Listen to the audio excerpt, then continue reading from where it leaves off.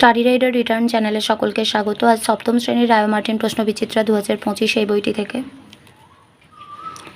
Page number 217 পরিবেশ ও বিজ্ঞান বিষয়ের দ্বিতীয় পর্যায়ক্রমিক মূল্যায়নের 6 নম্বর স্কুল অর্থাৎ নির্মল হৃদয় আশ্রম সিসি হাই স্কুল বয়েজের প্রশ্নপত্রটি আমি তোমাদের সাথে আলোচনা করব। এর আগে 5 পর্যন্ত স্কুলের প্রশ্নপত্র আমি সমাধান করে দিয়েছি, তোমরা যারা সেই ভিডিওগুলি দেখোনি তারা অবশ্যই দেখে নিতে পারো। তো প্রথমে আমরা ফিজিক্যাল সায়েন্সের পার্টে চলে আসছি। একের দাগে সঠিক উত্তরটি নির্বাচন করে উত্তর দাও। 1, সমতল দর্পণে আলোকরশ্মি লম্বভাবে আপতিত হলে প্রতিফলন কোণের মান হবে 0 ডিগ্রি।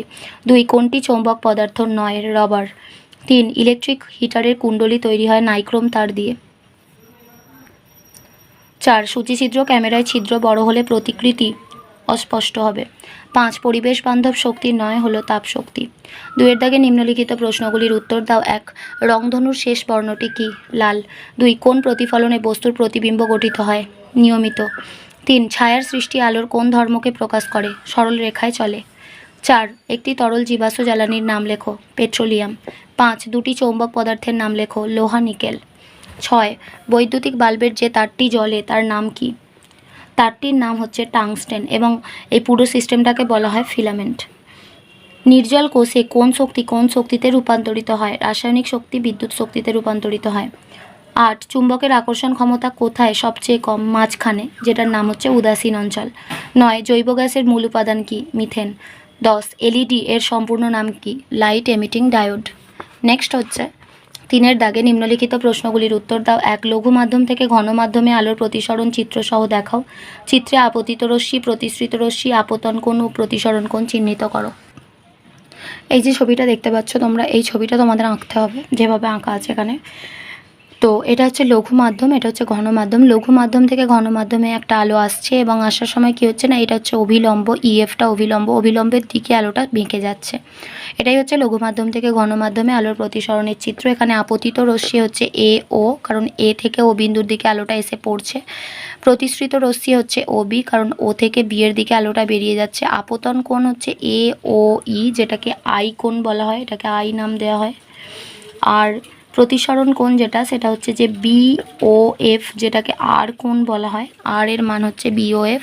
আর এখানে অভিলম্ব হচ্ছে ইএফ এবং বিভেদতল হচ্ছে সিডি।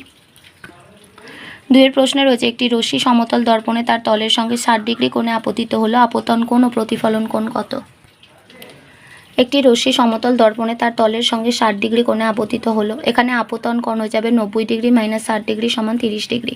প্রতিফলনের সূত্র অনুযায়ী আপতন কোণ আর প্রতিফলন কোণ পরস্পর সমান, সুতরাং আপতন কোণ যদি 30 ডিগ্রি হয় তাহলে প্রতিফলন কোণের মানও হয়ে যাবে 30 ডিগ্রি। পরের প্রশ্নে রয়েছে 1.22 মিটার লম্বা একজন বালক একটি বড় আয়না থেকে 1.5 মিটার দূরে দাঁড়িয়ে আছে। বালকটির কাছে তার প্রতিবিম্বের উচ্চতা কত? প্রতিবিম্ব তার থেকে কত দূরে অবস্থিত? বালকটির দৈর্ঘ্য 1.22 মিটার, আয়না থেকে বালকটির দূরত্ব 1.5 মিটার। আমরা জানি আয়নায় গঠিত প্রতিবিম্ব ও বস্তুর মাপ সমান, অর্থাৎ প্রতিবিম্বটির উচ্চতাও হবে 1.22 মিটার। প্রতিবিম্ব তার থেকে 1.5 প্লাস 1.5 সমান 3 মিটার দূরে অবস্থিত হবে। কারণ এটা হচ্ছে যদি আয়না হয় এবং আয়নার সামনে যদি বালকটি এই দূরত্বে অবস্থান করে, যেটা হচ্ছে 1.5, তাহলে আয়নার ভিতরেও কিন্তু ওই 1.5 মিটার দূরত্বেই কিন্তু সেই বস্তুটার অর্থাৎ বালকটির প্রতিবিম্বটা তৈরি হবে। তাহলে বালকটির থেকে তার প্রতিবিম্বের দূরত্ব হবে 1.5 প্লাস 1.5 সমান হচ্ছে 3 মিটার। 3 এর প্রশ্ন, দুটি সেলের ব্যাটারি, একটি বৈদ্যুতিক বাল্ব ও তার সহযোগে একটি বদ্ধ বর্তনীর চিত্র অঙ্কন। এই যে চিত্রটা দেখতে পাচ্ছ, এটা হচ্ছে বদ্ধ বর্তনীর চিত্র, যেখানে এটা হচ্ছে বৈদ্যুতিক বাল্ব, এটা হচ্ছে তার, আর এটা হচ্ছে 2 সেলের একটা ব্যাটারি। এদিকটা ঋণাত্মক ধনাত্মক ঋণাত্মক ধনাত্মক, এদিকটা হচ্ছে মাইনাস, এদিকটা প্লাস, এবং এখানে এই দিক থেকে এদিকে তড়িৎটা প্রবাহিত হচ্ছে। এটা একটা বদ্ধ বর্তনীর চিত্র। পরের প্রশ্ন, একটি চুম্বকের জ্যামিতিক দৈর্ঘ্য 7 সেমি, চুম্বকটির চৌম্বক দৈর্ঘ্য কত? চুম্বকটির জ্যামিতিক দৈর্ঘ্য 7 সেমি, চুম্বকটির চৌম্বক দৈর্ঘ্য সমান জ্যামিতিক দৈর্ঘ্য গুণিতক 0.86 সমান 7 সেমি গুণিতক 0.86 গুণ করলে 6.02 সেন্টিমিটার। পরের প্রশ্ন, ফিউজ তারের কার্যকারিতা লেখো। ফিউজ তার তড়িৎ বর্তনীতে ব্যবহৃত একটি সুরক্ষামূলক ব্যবস্থা। তারটির উপাদানের গলনাঙ্ক খুব কম এবং রোধ যথেষ্ট উচ্চমানের হয়। বর্তনীর কোনো অংশে যে কোনো কারণে তড়িৎ প্রবাহ মাত্রা অনুমোদনযোগ্য সর্বোচ্চ মানের বেশি হলে ফিউজ তার খুব উত্তপ্ত হয় এবং সহজেই গলে গিয়ে বর্তনী ছিন্ন হয়, ফলে বর্তনী বা ব্যবহৃত দামি বৈদ্যুতিক যন্ত্রগুলি অতিরিক্ত তাপের প্রভাবে ক্ষতিগ্রস্ত হওয়ার হাত থেকে রক্ষা পায়। পরের প্রশ্ন, একটি চুম্বকের চিত্র অঙ্কন করে চৌম্বক দৈর্ঘ্য ও উদাসীন অঞ্চল চিহ্নিত করো। এটা হচ্ছে একটা চুম্বকের চিত্র। এই চিত্রটা তোমাদের খাতায় অঙ্কন করতে হবে এবং অঙ্কন করার পরে ঠিক মাঝখানে এই যে অঞ্চলটা দেখতে পাচ্ছ এটাকে উদাসীন অঞ্চল বলা হয়। আর এটা হচ্ছে উত্তর মেরু, এটা হচ্ছে দক্ষিণ মেরু। এই উত্তর মেরু থেকে দক্ষিণ মেরু পর্যন্ত যে লাইনটা টানা হয়েছে সেটাকে বলা হচ্ছে চৌম্বক দৈর্ঘ্য। 4 দাগের প্রশ্নে রয়েছে জৈব শক্তি কিভাবে মানব জীবনের কাজে লাগানো যায়। 1 নম্বর, গোবর গ্যাস প্ল্যান্টে উৎপন্ন মিথেন গ্যাস গৃহস্থালিতে জ্বালানি রূপে ব্যবহৃত হয়। 2 নম্বর, বায়োগ্যাসকে বিদ্যুৎ উৎপাদনের জন্য ব্যবহার করা সম্ভব। আর 3 নম্বর, গোবর গ্যাস প্ল্যান্টের জন্য প্রয়োজনীয় কাঁচামাল গোবর, জল প্রভৃতি খুবই সহজলভ্য ও এই প্ল্যান্টের কার্যপ্রণালী সরল হওয়ায় খরচ খুবই কম হয়। আবার অথবার প্রশ্নে দেওয়া রয়েছে ফিউজ তারের কার্যনীতি লেখো। ফিউজ তার হলো তড়িৎ বর্তনীতে ব্যবহৃত একটি সুরক্ষামূলক ব্যবস্থা। তারটির উপাদানের গলনাঙ্ক খুব কম এবং রোধ যথেষ্ট উচ্চমানের হয়। বর্তনীর কোনো অংশে যে কোনো কারণে তড়িৎ প্রবাহ মাত্রা অনুমোদনযোগ্য সর্বোচ্চ মানের বেশি হলে ফিউজ তার খুব উত্তপ্ত হয় এবং সহজেই গলে গিয়ে বর্তনী ছিন্ন হয়, ফলে বর্তনী বা ব্যবহৃত দামি বৈদ্যুতিক যন্ত্রগুলি অতিরিক্ত তাপের প্রভাবে ক্ষতিগ্রস্ত হওয়ার হাত থেকে রক্ষা পায়। নষ্ট হয়ে যাওয়া ফিউজ তারটি পাল্টে দিলে বর্তনী ও সংশ্লিষ্ট যন্ত্রটি আবার ব্যবহারের উপযোগী হয়। এরপরে আমরা লাইফ সায়েন্সের পার্টটাতে চলে আসছি। 1 দাগে সঠিক উত্তরটি নির্বাচন করে পূর্ণ বাক্যে উত্তর দাও। 1, দুটি পর্বের মাঝের অংশকে বলা হয় পর্ব মধ্য। 2, ফুলের যে অংশ ফলে পরিণত হয় তা হলো ডিম্বাশয়। 3, একটি যৌগিক ফল হলো এঁচোড়। 4, শ্বাসমূল সৃষ্টিকারী একটি উদ্ভিদ হলো সুন্দরী। 2 দাগে নিচের প্রশ্নগুলির পূর্ণ বাক্যে উত্তর দাও। 1, পরাগ মিলনের পর ফুলের কোন অংশটি ফলে এবং কোন অংশটি বীজে পরিণত হয়। ফলে পরিণত হয় ডিম্বাশয় আর বীজে পরিণত হয় ডিম্বক। 2, একবীজপত্রী বীজ কাকে বলে। যে সমস্ত বীজে একটি মাত্র বীজপত্র থাকে তাকে একবীজপত্রী বীজ বলে, যেমন ধান, গম, ভুট্টা প্রভৃতি।